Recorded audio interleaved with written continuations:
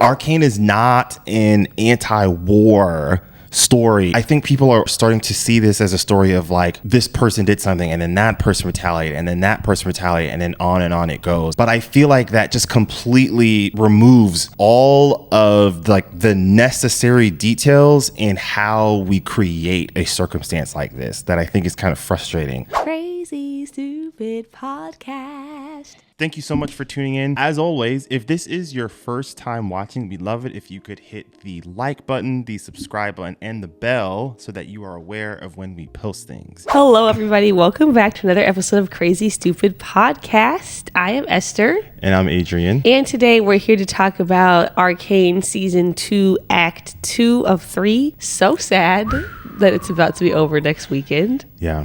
Apparently, they're going to make other storylines. This is the end of Arcane? Oh, yeah, there's no more. This is it. There's no season 3. They don't plan on doing this for forever.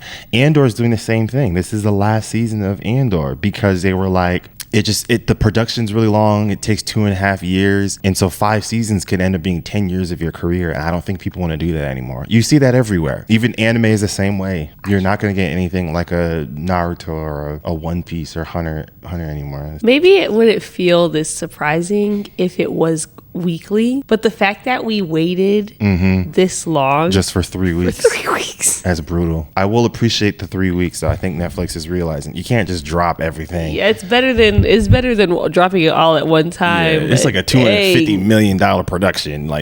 Yeah, that's a lot of money. So I guess we can start things off just with like overall thoughts with where the story's going. One thing I will say, there were a couple moments where I was tearing up. Oh, I was crying. In this part too. Tears streaming down my face. Oh my God. Obviously one with, Jinx's, I would call her like new sister. But also what got me teared up was when the prison escape, when Jinx frees all those people that were captured at the protest rally. And one of them just comes in, they don't say anything, they just kind of lay their hand on Jinx. The way that they have written Jinx's character, I think has been incredible. So incredible. You're not supposed to see her as a villain. You're not supposed to see her as a hero, but you are supposed to see her as probably the most relatable person in the show. Because initially, when you first are sort of introduced to Jinx in season 1, no one really likes her except for like 2 people, with Vander and Vi. And there's always this thing of like, she can't do anything right, or she can't get stuff done, or she can't do things on her own.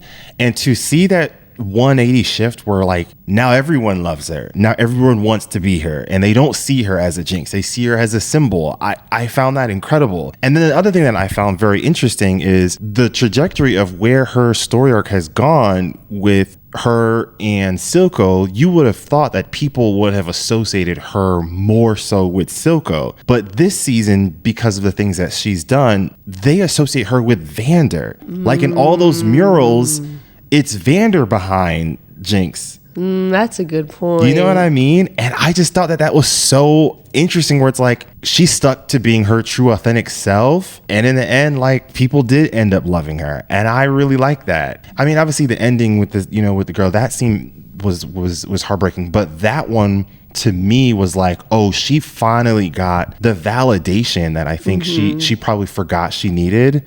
Because after her and Vi sort of go their separate ways, there's no one there. And then obviously she loses Silco. There's no one there to like, give her any sort of like micro affirmations, to show you how valuable she is. But man, that one got me. You could see she's like trying to process it for a moment.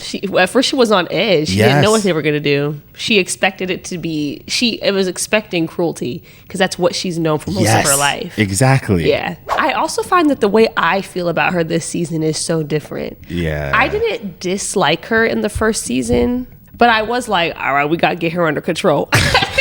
Loose is such a loose cannon. I was with Vi. I was like, yeah, Vi, you either got to bring her back to herself or some of you going to sleep. We got to lock her down. This is a problem.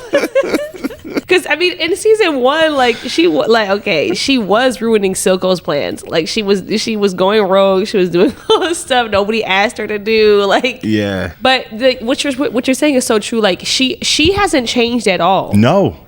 It's just the way that she's being received. And Right. it's interesting how that's also impacting my perspective of her as a viewer. Because also her motives haven't changed. No. I think they will now. After what happened with Aisha, I think her motives are going to change somewhat.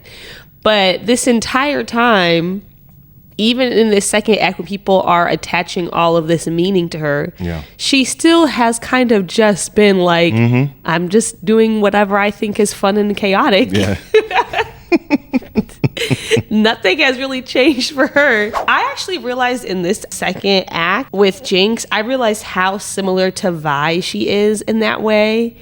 And that for both of them, even though like as viewers, we attach a lot of political meaning to what they do, their motivations are strictly personal. Very personal. Yeah, strictly personal. Like right now in the second act, she's become driven. Before, like you were saying, she was driven just by this need to prove herself. Like she just had to prove that she could do something right, that she wasn't a Jinx, that she didn't just mess things up, that she was like basically worthy of being here. Yeah. And then when she meets Aisha, she becomes driven by Aisha and her desire to protect her. And I think to also prove herself to Aisha. And that's very similar to Vi, who was always just driven by her need, I think, to also prove herself to herself after being gone for so many years and to fix everything that she had messed up before she didn't mess it up, but the things that she feels she messed up before being locked up, and then being driven by Jinx/Powder.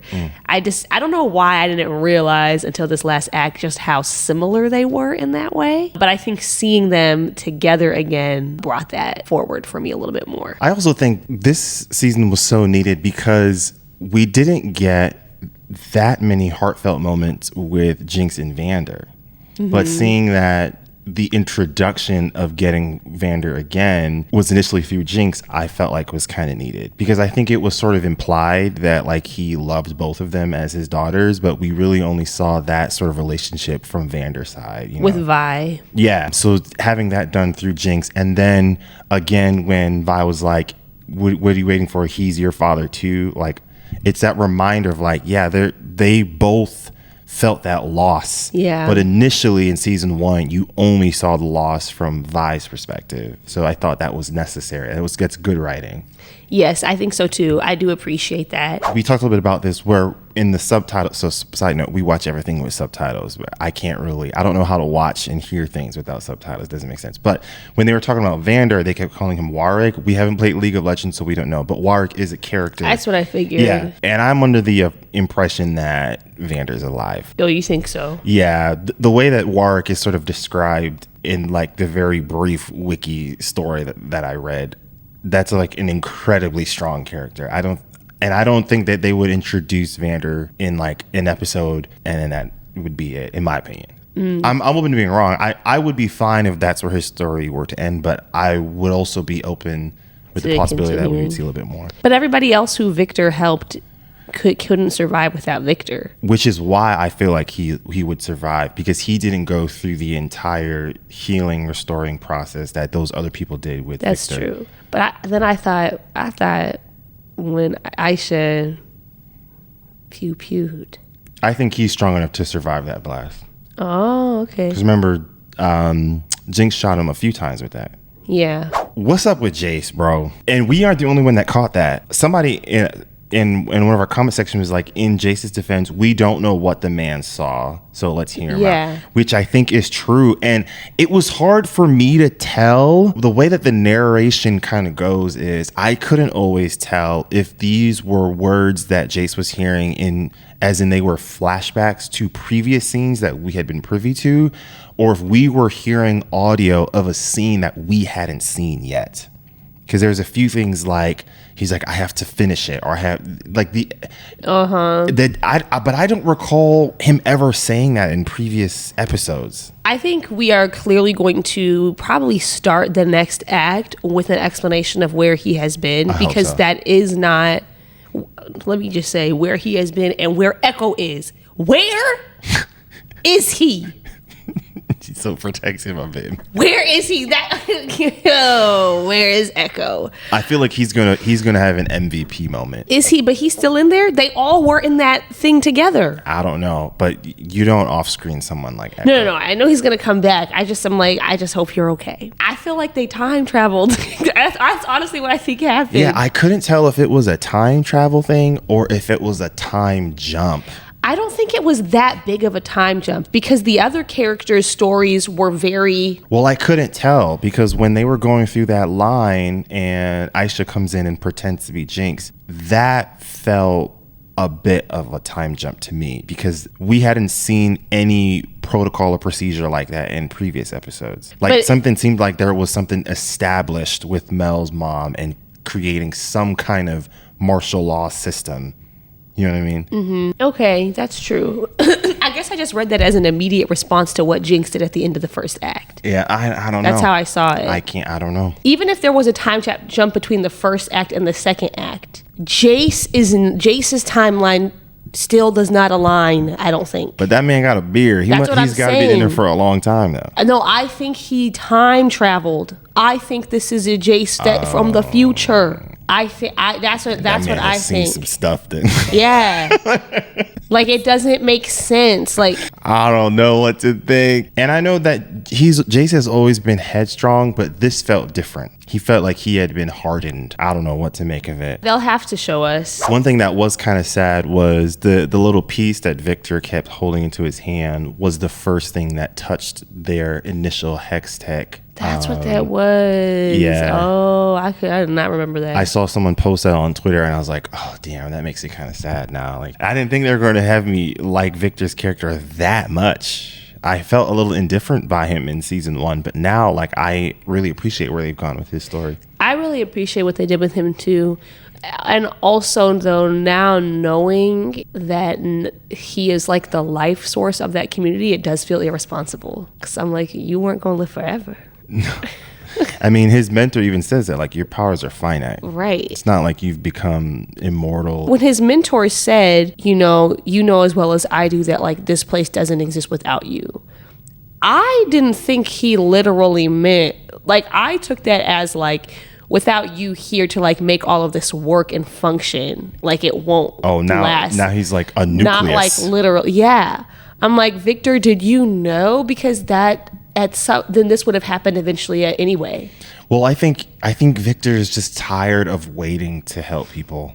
I think that's what I picked up on even at the end of season 1. Like, they kept hitting in front of these, like, bureaucratic roadblocks, and then it was like, oh, we can't do this. I think all of that resulted in, like, I had been given this gift, and so far these circumstances have gotten in the way that have either caused a pause in helping people, or circumstances have created a moment where, like, it's hurt people. And I think he's past all that. He just was like, I ain't gonna be here for long. So, like, you know, one thing that I have been seeing a little bit with the discourse around Arcane that's been kind of frustrating is how people have sort of, like, been interpreting the politics of this story. I've seen a lot of people that have, like, tried to turn this Arcane story as in, like, both sides, we just need to call for peace, and it's like a very anti-war kind of story. And I'm like, no. Arcane is not an anti-war story in the way that people are sort of... I think people are starting to see this as a story of, like, this person did something and then that person retaliated and then that person retaliated and then on it goes, as if, like, this sort of like a circle of violence.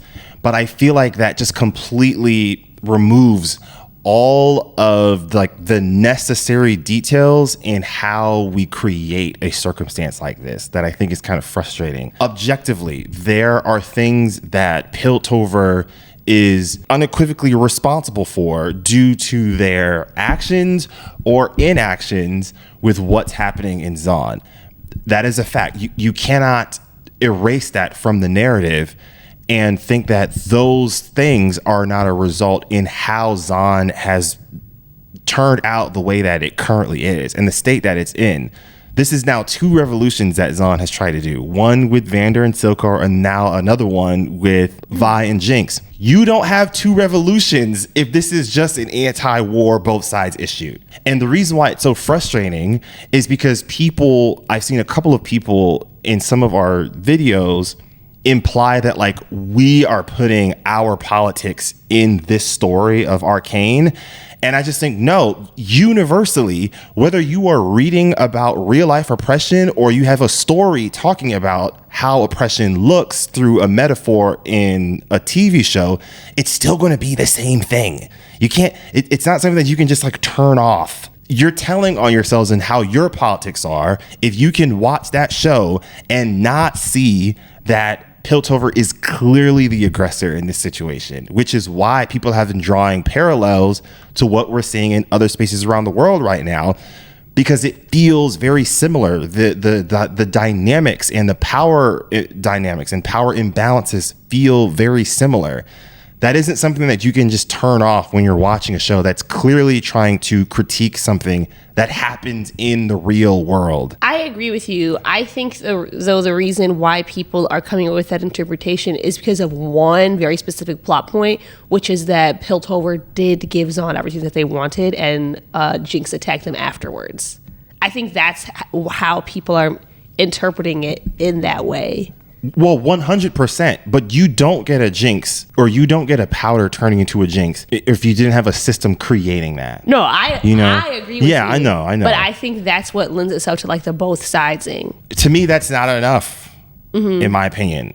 Regardless of what Jinx has done, to me, that's not enough. We got to the point of where Jinx did what she did because there had been decades worth of moments where Piltover chose to not do anything, to ignore it, or to go things about in a very problematic way. After that initial revolution, they still didn't see the error of their ways. And that's where I'm just like, I'm not giving you guys a pass here. The story doesn't start just with what Jinx did at the end of season 1. And I feel like if you try to both sides it, you are shrinking the entire storyline, and you just see people do that in real life. I think that this is a problem that we have in real life when talking about different conflicts around the world, and I think it's a problem that exists on both ends of the conversation. People on both sides search for the perfect victim. Yes. So you have people who are like, I'm gonna prescribe political labels here because I don't really know what else to use, but you have people who are probably more conservative, who do not always empathize with the victims of oppression unless they feel that they have responded to it in ways that they deem like responsible and moral, right? And then you have people on the left or more liberal progressive people who, when they discuss different conflicts and systems of oppression and they discuss the resistance movements, they erase some of the uglier pieces of them and ascribe them with this sort of heroic martyrdom that is not always deserved, right? Like and accurate. And accurate. Like I will say personally, and I won't use any like specific words that'll trigger anything, but like I will say personally, like when we're talking about the conflict that everybody has been talking about for the last year and what specifically happened that did not start the conflict but started our conversation on it in October of last year, I had taken in a lot of misinformation about what actually happened on that day that was not all honest telling of how gruesome it was. Yes. That for me, when I learned what happened, I was like, oh, like people on the left have been sanitizing this a lot because that's what we need to do. We needed to do in order to empathize, rather than being able to say like, no, what happened on that day was very sad and it was very bad and innocent people were harmed. And that also does not erase the histories of violence leading up to it. I think that's the same thing with Jinx. I feel like you can say what she chose to do at the end of season 1 was bad. like that was bad, especially her having the knowledge that if she turned herself in, they would have been independent. Yeah. And also that doesn't erase everything that happened leading up to it. But I feel like the conversation gets like that because the two sides are responding to each other rather than responding to the facts. Like people who feel the need to be like, but they're doing all these bad things, they're responding to the over sanitization that happens from more leftist people. And more leftist people who are over sanitizing are responding to the villainization that more conservative people respond, rather than just responding to the actual situation itself. I think, and someone sort of pointed this out with what we were saying, or I guess what we were trying to say, maybe not in the best way, with our frustration with Ekko. I think that the way somebody in our comment section kind of pointed out where they were like, I think what you guys are describing is like, you almost see it like sort of some sort of like, almost like a verbal level of like accountability toward people in Piltover, like people like Heimerdinger, that hasn't necessarily happened yet by some of our main characters. Yeah. I think because there's a lot of people that were like, he knows when to pick a fight. I agree. Yeah, they're right. And I don't think that him using what they have created down there to like go offensively after enforcers is necessarily the best course of action.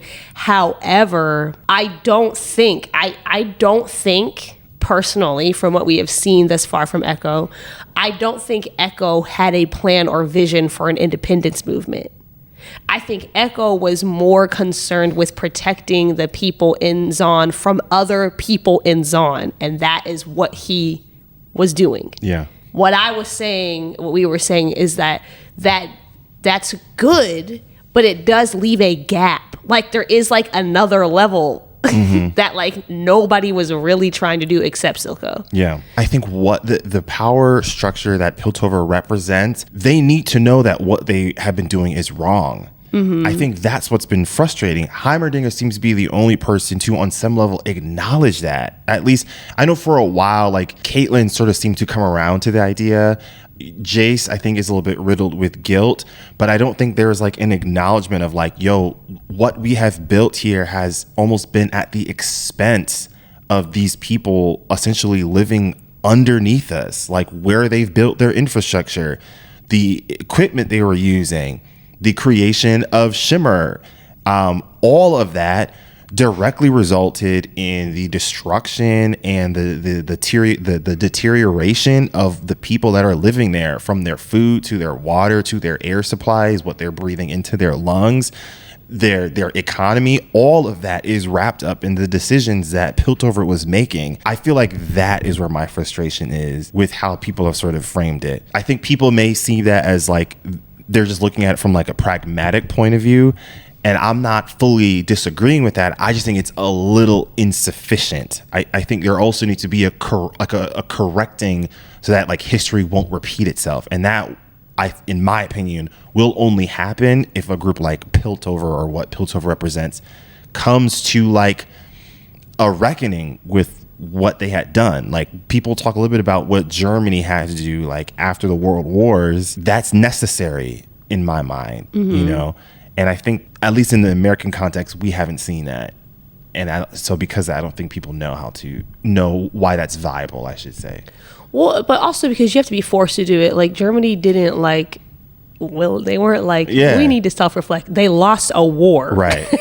They lost a war, and they were forced by other global powers to make changes. That there isn't a global power urge that holds America accountable. That's just kind of what it is. Man, I love that line that what his boss says, where he says, why is peace always a justification for violence? We have been seeing that for the last year.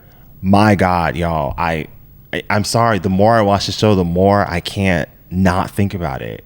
I wonder, did they knowingly respond to? No, they've been making a season for years. So no, it just happened. It just happened to. It's got maybe just like a weird coincidence. Yeah, it just happened to work out like that. That's actually so crazy.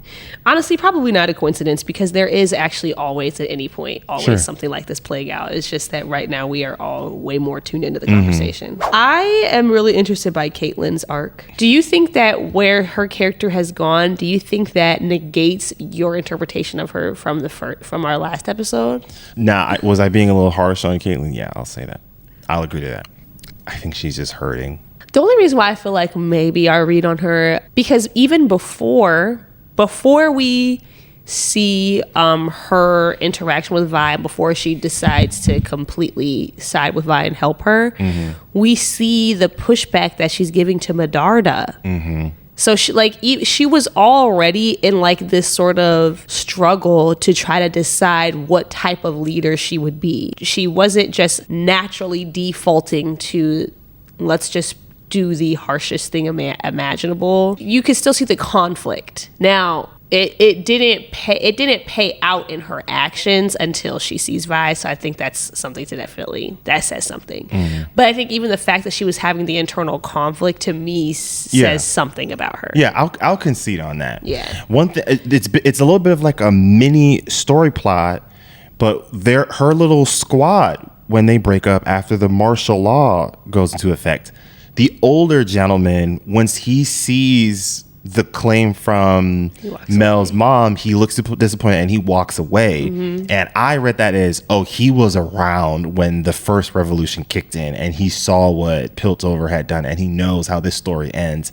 Versus with the younger officer who, girl, you're a rebound. I'm sorry, there's really no else way to put it. She's clapping as if like this is like this glorious moment. And I think some of it is just lack of history. You don't really know what you're excited for. And two, I don't even know if you know what you're clapping for. I think you're just in awe of Caitlyn. And you wanted some cheeks. I think that was part of going on. But I found that interesting. R.I.P. to her, girl. Yeah, it's not coming back. Ooh. I am interested to know where Caitlyn goes, though. Because she is still the general. But she did just commit treason. And I don't really know how Medarda's the power imbalances are all over the place now. Yeah. Who's in charge anymore? I don't even know. It's gotten so messy.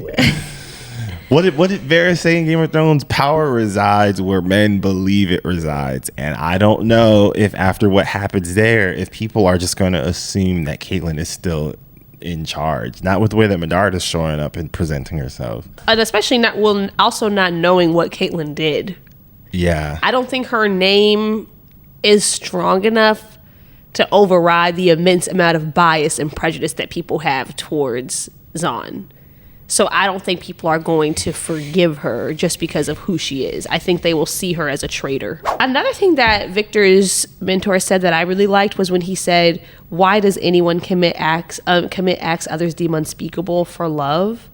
And I feel like that sums up this entire show. Yeah, for almost every character. Yeah, for literally every single character. It's like something that I really like about this show is that yes, it's telling a story about like a larger political movement, and there's like lots of parallels to real world conflicts and wars that we see. But within the show, all of these characters are actually being motivated by their personal attachments, but it's just that their actions that they take because of those personal attachments and motivations have socio-political consequences. Yeah. It's like, literally, I was trying to think, I was like, is there anybody that's not true for it? It's not. And it goes all the way back to Vander and Silco. Yeah. I'm so glad that they explained that a little bit more. That was such a beautiful story arc they gave us. Yes, I'm so glad they explained that. Well, let me ask you this. Getting that backstory, do you think that changes your opinion of Silco? Because initially we were under the impression that like common goal, Zahn being created, but different motives with Vander and Silco. But now after this backstory, I'm wondering if does Silco become hardened because of the loss of Vi and Powder's parents, that things shift for him a little bit? Like he feels different there. I think I still have the same read on him, and that I don't think that the loss of Vi and Powder's mom is what breaks Silco. I think that's what breaks Vander. And when Vander breaks, he breaks Silco. And then from that point on, Silco is operating from a place of hurt and insecurity and a need to prove himself. And that's why he takes this route of like sort of power hungry. That's my read on him. I agree. Still. I don't know if you caught this little minor detail, but Vi and Jinx's mom's hair color is a mixture between the two. Yeah, I did.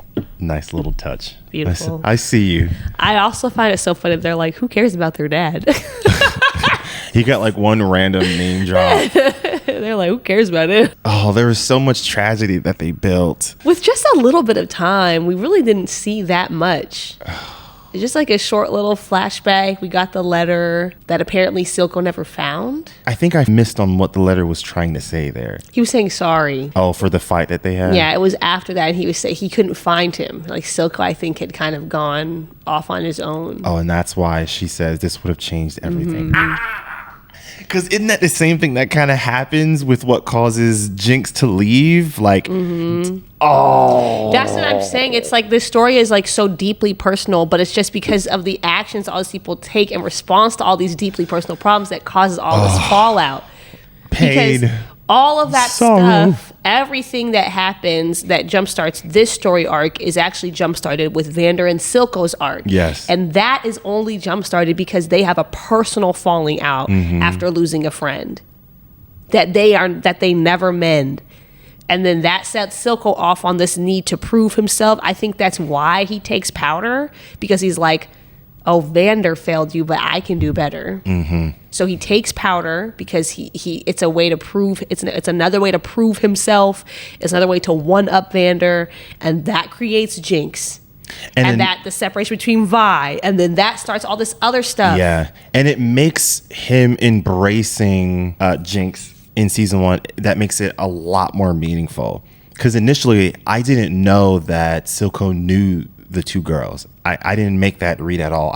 Right. And so when he initially embraced her, I was like, oh, I'm curious to see where that goes. But now with the understanding that he has always known who they are and has sort of kept his distance, that changes things for me a little bit. In that scene. Yeah, I didn't even know that Vander knew their parents. I don't know why. I was under the impression that they just were orphaned. He just happened upon them. And he just had, yeah, I didn't know that it adds a whole other layer to all of it. Ooh, this is some good stuff. It's very good storytelling. Oh my word. But then it it's just a domino effect, and it's like then you get Caitlyn, and Caitlyn's acting out of her care for Vi and the loss of her mom, and you have Medarda, and Medarda's clearly, now that we know that what's going on with Medarda and these people and the Black Rose people. Yeah. That's also very deeply personal. She's been telling it like it's just a socio-political issue that her son that had some sort of falling out. But no, now we know what happened is you had an affair. You was getting freaky. You had an affair, and that created something that they wanted. Like all of it just comes down to everybody's insecurity. And their personal attachments and their love for all of the people in their lives, and it just they just happen to all be in the exact place at the exact time where they choose to do things, and it just has an immense amount of fallout. It's actually crazy. Curious to know your opinion on this. So in the past 2 years, we've had a number of video game adaptations that have turned into TV shows. We've had, obviously, Arcane, we've had Last of Us, and we've actually had Fallout. I'm curious to know how you would rank these three, if you could, in terms of the one you enjoyed the most to the least. That's hard. I think you want to go Arcane, super, super close second, The Last of Us, and then Fallout. I'm tempted to do that as well, but I need to know how they will handle season 2 of Last of Us. That's going to do it for me, because season 2, it is such a monumental story. If you know, you know. And initially, people saw some of the decisions as a little controversial. I hope they don't chicken out. One of the characters is very clearly either like trans or non-binary. That's like a given. Yeah, I remember the Asian person. Yeah. And I feel like if you try to take that out, I'm going to be very disappointed in it that. Seems silly that they would do that after they went in so hard for the guy from Parks and Rec. Well, I feel like same-sex attraction seems to be a little bit more socially acceptable than trans and non-binary characters. I think that seems to be a little bit more divisive than the other groups, in my opinion. I could be wrong. I just, for some reason, I still feel like we'll be okay. I don't see them renege, especially since the creators of the video game are heavily involved in the creation of the show. Yeah, I think Neil Druckmann would be I don't see him backing away from that. He Yeah. seems pretty intentional. But yeah, I think I'd rank it the same way. And I was shocked at myself when I was thinking about this. I was like, I think I would do Arcane first. And if you know me, you know that I Yeah, Last of Us is like your thing. It's like, hello.